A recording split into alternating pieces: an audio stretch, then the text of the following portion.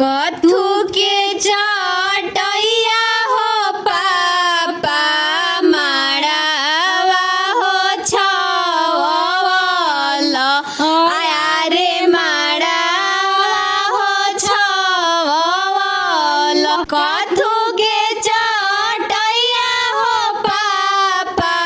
माड़ावा हो छवल आया रे माड़ावा हो छवल अरे कैसन खाना दानवा हो पापा हम के हो बियल अरे हम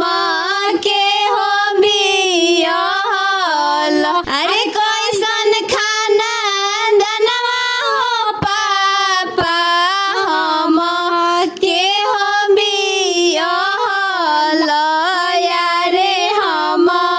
के हो बियल अरे कुसा के चटैया हो बेटी माड़ावा हो छवनी यारे माड़ावा हो छवनी अरे बड़ा घर खानदानवा हो बेटी तोह के हो बियहनी अरे तोह के हो बियहनी अरे कुसा के चटैया हो बेटी माड़ावा हो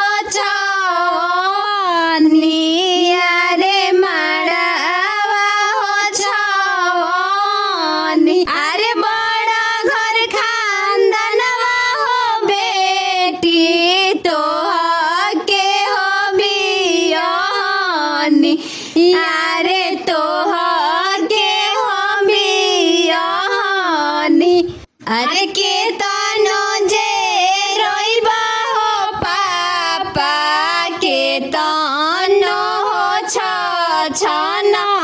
बयारे के तनो हो छछना अरे के